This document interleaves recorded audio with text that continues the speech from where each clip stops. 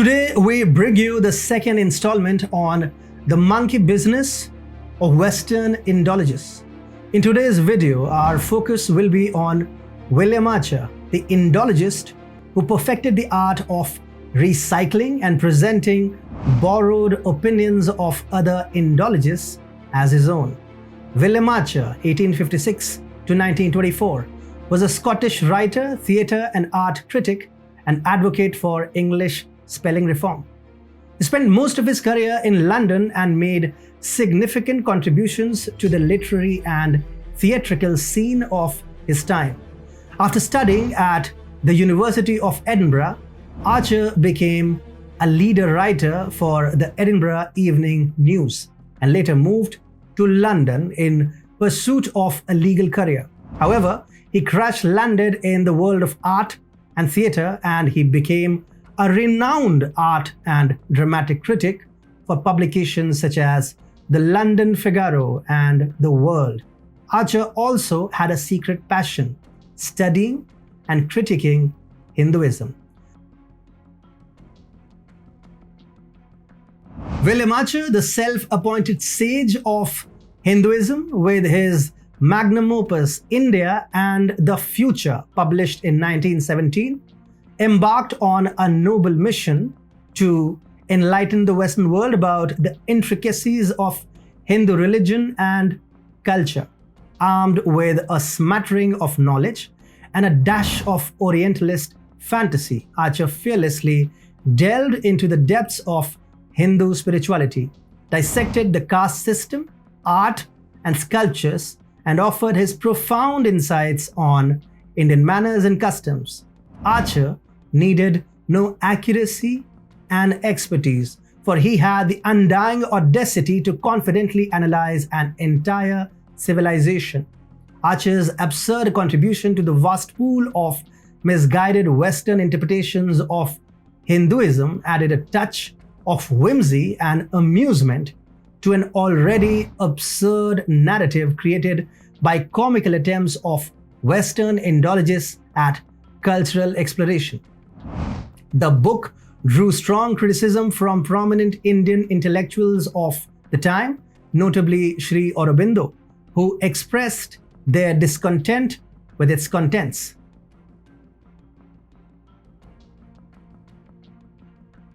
William Archer was the gallant knight of misinterpretation. In his timeless work, India and the Future, he graced the world with his astute analysis of India's alleged barbarism.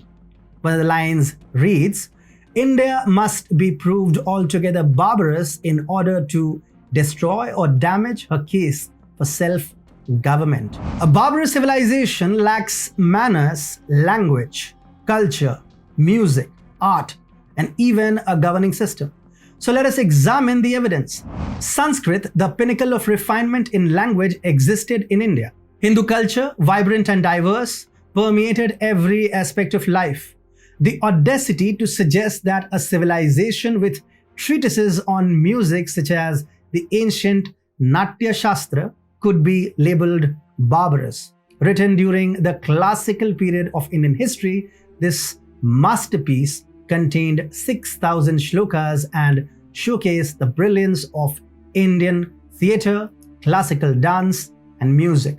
Of course, the esteemed Mr. Archer conveniently ignored the existence of such texts and the rich artistic traditions like Gond, Madhubani, Phad, and Chola bronzes, among 500 other art forms.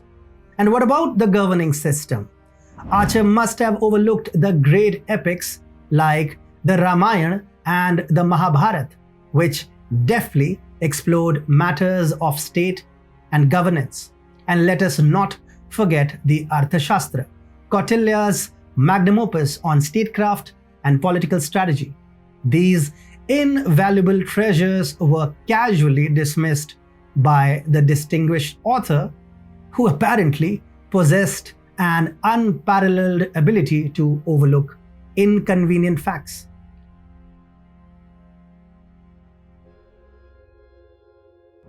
Apparently, Archer had deemed himself the ultimate arbiter of happiness, pleasure, and the distinction between right and wrong. In his divine wisdom, he concluded that Hinduism is an unhappy religion bereft of any moral compass. But let's take a moment to reflect on the grand tapestry of Hindu philosophy. From the Upanishads to the Bhagavad Gita, Hinduism offers profound insights into the nature of existence, the pursuit of truth, the path to inner harmony. It embraces the concept of Dharma, which encompasses moral duties and righteous actions, guiding individuals towards a virtuous life. Eudaimonia, the pursuit of happiness, finds its place within Hinduism through the notion of attaining spiritual liberation or moksha and experiencing the bliss of union with the divine.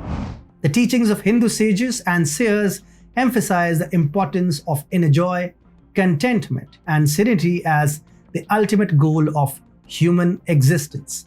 Utilitarianism, the doctrine of promoting happiness and pleasure, is intricately woven into Hindu ethics.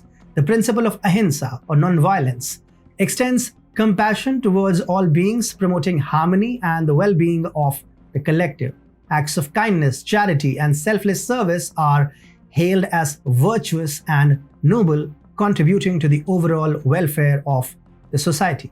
As for deontology, Hinduism upholds a moral framework based on dharma and observance of righteous duties. The scriptures provide a comprehensive guide to discerning right from wrong, highlighting the importance of honesty, integrity, and ethical conduct in all aspects of life. To dismiss Hinduism as an unhappy and immoral religion was a gross misrepresentation, indicative of a shallow understanding of its profound teachings. It was a testament to Archer's limited perspective, where he failed to grasp the nuanced complexities and spiritual depth of the world's oldest religion.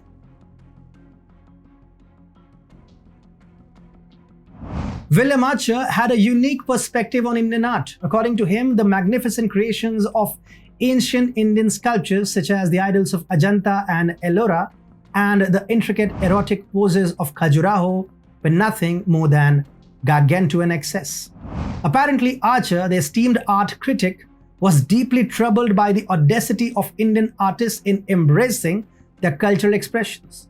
The sheer beauty and intricate craftsmanship of these sculptures, which have captivated the world for centuries, were reduced to mere vulgarity in his eyes. Surely, Victorian morality suffered a bruise at the sight of such artistic wonders.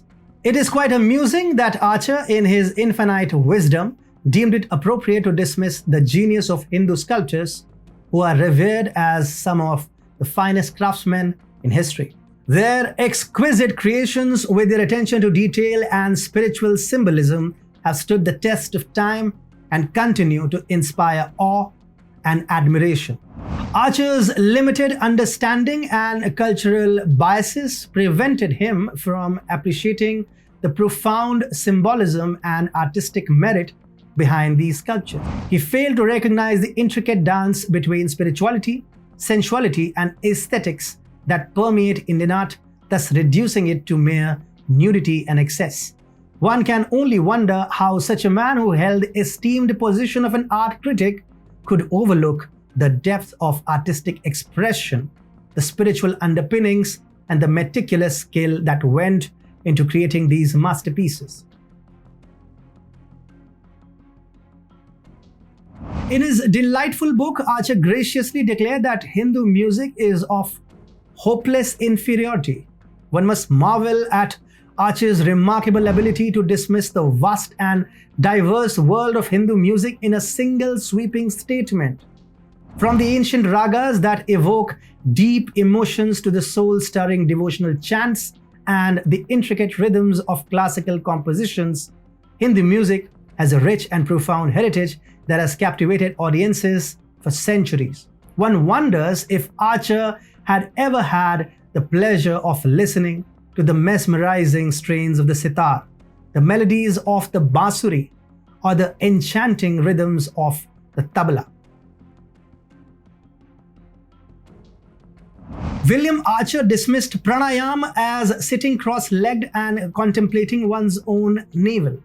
William Archer, with his keen powers of deduction and profound insights into the mysteries of the world, dismissed the profound practice of pranayama, the ancient art of breath control and spiritual elevation, as a mere act of sitting cross-legged and fixating on one's own navel. Little did he know that pranayama is a profound discipline that goes far beyond the physical act of sitting. It is a gateway to inner harmony, a practice that allows one to tap into the very essence of life force and harness its transformative power.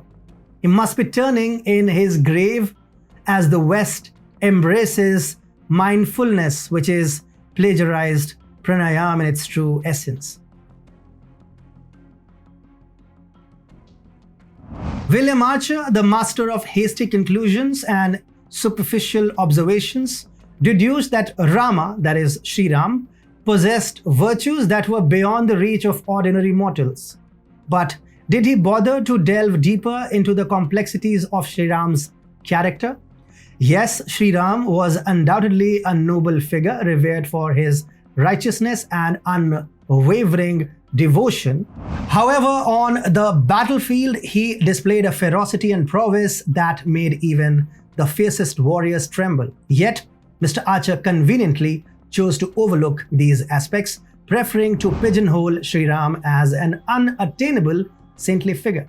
And the irony, by acknowledging Sri Ram's exceptional greatness, Mr. Archer inadvertently admitted that Sri Ram stood head and shoulders above any figure in his own religious traditions. Perhaps he couldn't bear to face the fact that a Hindu hero could surpass the standards set by his own cultural icons.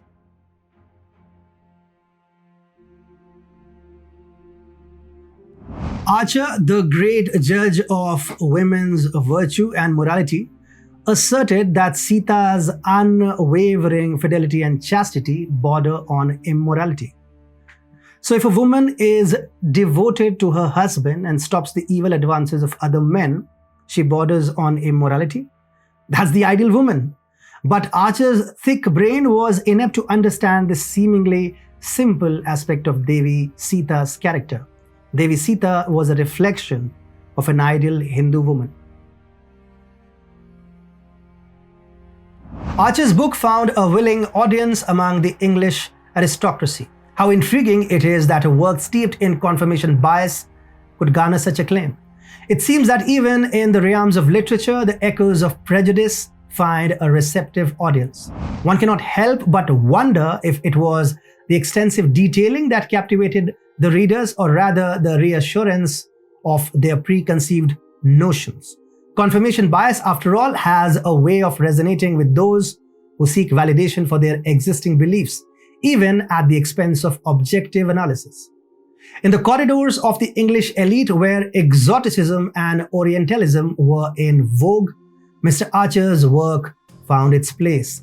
The intricate descriptions of a distant land and its people offered a tantalizing glimpse into the world of the other, reinforcing the superiority and self-assuredness of the English aristocracy. In conclusion, William Archer was the master of recycling. He effortlessly assembled a patchwork of borrowed opinions and presented them as his original creation. How charmingly unoriginal. His book is a marvelous display of laziness and self-assuredness, relying on second-hand ideas and superficial impressions. Archer's journalistic trickery knew no bounds as he dismissed an entire culture and reduced it to base vulgarity.